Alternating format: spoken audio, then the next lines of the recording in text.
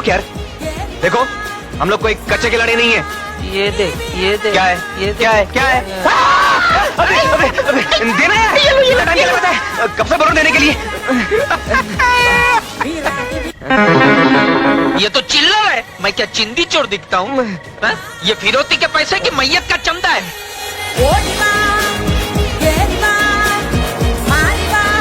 और रुकवा दी पापा, और फिर हमारी बस निकाली पापा। थोड़ी मर्यादा रखिए।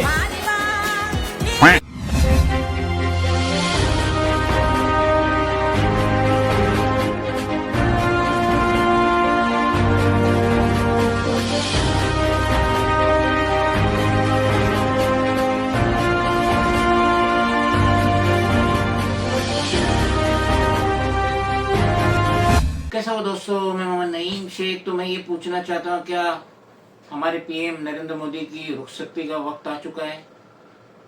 4 जून को वो दिल्ली की गद्दी से नीचे उतरने वाले हैं, क्योंकि ये जो बड़े बड़े जो डिसीजन होते हैं वो सबसे पहले फॉरेन इन्वेस्टर को और डोमेस्टिक इन्वेस्टर को पता चल जाता है। और आज ही के दिन 29 मई वेडनेसडे 2024, आज ही के दिन सेंसेक्स 667 पॉइंट गिर गया और ये तकरीबन 4 दिनों से लुढ़कते ही जा रहा है। तो ये पूरे खुले संकेत दे रहा है कि भले ही पीएम नरेंद्र मोदी ये कहे कि हम मेजॉरिटी में आ रहे हैं, भले ही देश की union home minister Amit Shah ये कहे कि हम 400 पार हो रहे हैं, ये सब ये ख्याली पुलाव है।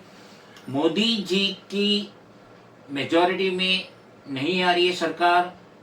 एनडीए के दल उनके साथ जो है उनको भी मिला लो, बीजेपी को भी मिला लो। मोदी जी ने पूरा अपना दमखम लगा दिए इलेक्शन में, 2024 के लोकसभा इलेक्शन में, कि वो मेजॉरिटी पाए। लेकिन यहाँ पे पब्लिक, आवाम, सिटीजन उनसे बहुत नाराज थे, महंगाई की वजह से, बेरोजगारी की वजह से, और जो अपनी फिराकदिली मोदी जी दिखा रहे थे अदानी और अंबानी पे और दूसरे 20-22 ब्यूरोक्रेट्स पे, बिजनेसमैन पे, जो सारी दौलतें उन पे निछावर कर रहे थे। सुनने में आया है कि 16 लाख करोड़ रुपए उनका कर्जा माफ कर दिए। तो ये फिराकदिली मोदी जी को ले डूबी। और यकीन मानिए, मुझे पूरा भरोसा है कि 4 जून को जो नतीजे आने वाले हैं वो मोदी जी के खिलाफ ही रहेंगे, बीजेपी के खिलाफ ही रहेंगे, एनडीए के खिलाफ ही रहेंगे। और आज तक जो बहुत सारे बीजेपी के बड़े बड़े लीडर्स जो मोदी जी के सामने अपना मुंह भी नहीं खोल पाते थे, आज देख लेना 4 तारीख के बाद सब टीवी पे आएंगे, फ्रंट पे आएंगे।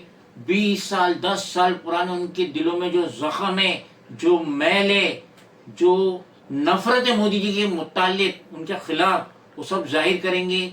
और जो बॉम्बे स्टॉक एक्सचेंज और नेशनल स्टॉक एक्सचेंज जो गिर रहा है, धड़ल्ले से गिर रहा है, 2-2 लाख करोड़ का इन्वेस्टर को नुकसान हो रहा है, ये पूरे ओपन तरीके से बता रहे हैं कि चंद दिन रह गए मोदी जी के दिल्ली की गद्दी पे। और हाल फिलहाल में तो वो प्राइम मिनिस्टर है नहीं है, केयर टेकर प्राइम मिनिस्टर है। वो कोई डिसीजन ले नहीं सकते, उनको अभी इख्तियारात नहीं है, क्योंकि आचार संहिता चल रही है। और उसमें जो भी मिनिस्टर रहता है, जो भी एमएलए रहता है, जो भी एमपी रहता है, वो केयर टेकर रहता है। वो कोई डिसीजन ले नहीं सकता, किसी को ऑर्डर दे नहीं सकता, कोई पेपर पे साइन नहीं कर सकता।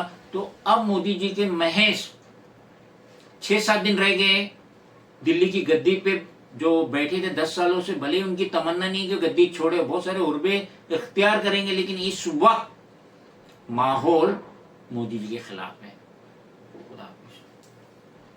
मोदी जी को झूठ बोलने का पीएचडी करवा दिया किसी ने। स्टेज पे चढ़ते तब क्या बोलते हैं मालूम है? कांग्रेसी ने मुझे 90 को गाली दिया, चुन चुन के बदले लेंगे हम। हर दिन 2-4 झूठ रहता है, बताइए हम कितना गिला। आप मोदी नहीं मदारी है, देश का दूसरा बीमारी है, ये कैंसर से भी घातक बीमारी है। मोदी जी सिर्फ जुमलेबाजी करते हैं, आज तक उसका एक धरातल पे काम नहीं दिखाई दे रहा है। कभी नहीं जीतेगा। अब 100 से 150 सीट आएगा बीजेपी का। कि आप देश में 10 सालों में क्या किया? क्या शिक्षा पर बात नहीं कर पा रहे हैं? क्या स्वास्थ्य पर बात नहीं कर पा रहे? प्रधानमंत्री भी आजकल उल्टा सीधा बोलते हैं, बोले मंगलसूत्र छीन लेगा। जो आदमी, मैं सनातन धर्म का हूँ और मैंने अपनी पत्नी को मंगलसूत्र 7 फेरे लेके पहराया, मरते दम तक उसका साथ निभाऊंगा। ये सनातन में पंडित जो पूजा करवाते हैं, शादी करवाते हैं, वो बोलता है जो व्यक्ति मंगलसूत्र पहरा के अपने पत्नी को छोड़ दिया है वो मंगलसूत्र पे ज्ञान ना दे। ठीक है, मंगलसूत्र पे ज्ञान ना दे। मनोज तिवारी अभी बोले जो हम इंडिया गठबंधन, मनोज तिवारी तो असली सनातनी है ही नहीं। अगर सनातनी होते तो बीबी बियर पी के छमा छम नाचे ये गाते। क्या बात कर रहे हैं? उनसे एक श्लोक पढ़वा लीजिए और मेरे से श्लोक पढ़वा लीजिए, एक मंच पर बुला लीजिए। कन्हैया कुमार जी तो देखिए PhD हैं, उनके पास डिग्री है, हमारे पास कोई डिग्री नहीं है। उनके प्रधानमंत्री के जैसे मेरे पास कोई डिग्री नहीं है। ठीक है।